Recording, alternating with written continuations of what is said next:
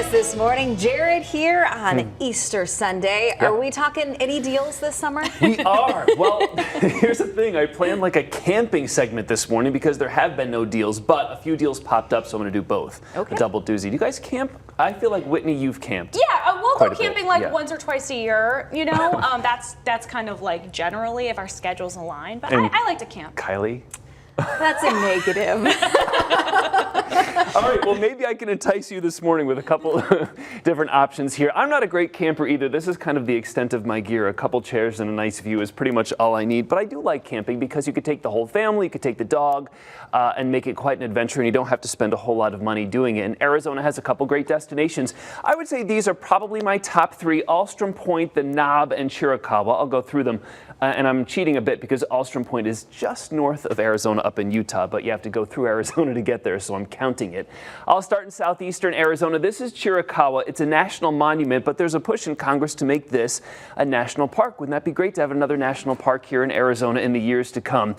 These hoodoos and interesting rock formations, you can hike through there. This is the result of volcanic activity 27 million years ago, and today it makes for a great camping destination for the whole family. Nicole Kreitz took her family here, I think, last year, and they absolutely loved it.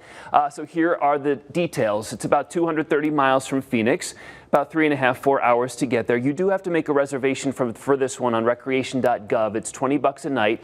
You can bring a tent there. You can bring an RV camper there, and they're booked for April. They have a couple openings in May, but they're open for the month of June, and it's Bonita Canyon, so head to recreation.gov and check the dates.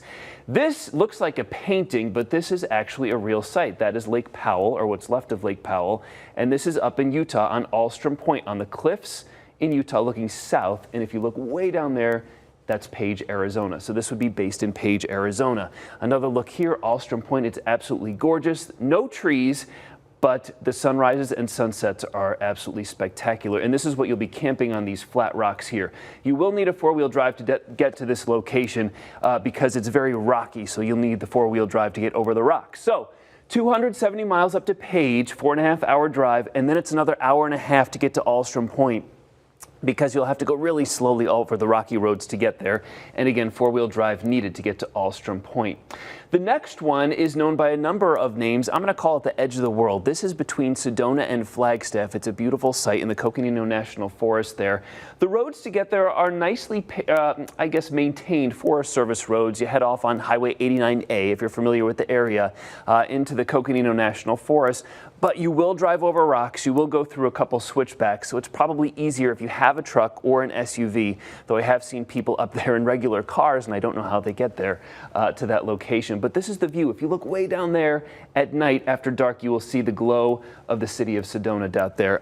Amazing view. I've sent some of our colleagues there on camping trips, and they've all loved it. So these are the different names. It's called the Knob, Jenga Rocks. You can see why it might be called Jenga Rocks, right?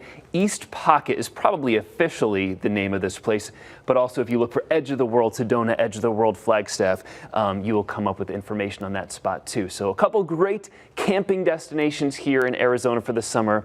Oh, here's the deal. From Sedona, it's 40 miles, but that'll take 2 hours because you have to go so slowly through the national forest.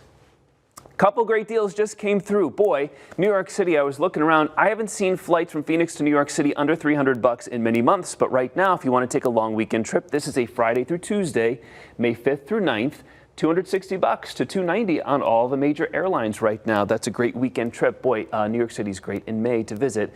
Same dates, May 5th through 9th, $158 round trip to Seattle. Kylie, look at that. Delta or Alaska, $158 round trip. That's pretty good.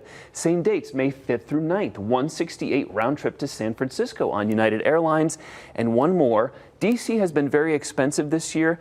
This is probably as good as it has been in a long time. May 5th through 9th, a long weekend on United Airlines. Round trip, nonstop to Washington, D.C. from Phoenix, $248. So those are the first deals, flight deals we have seen in quite a long time, you guys. I think those are some pretty good ones. New York City, May.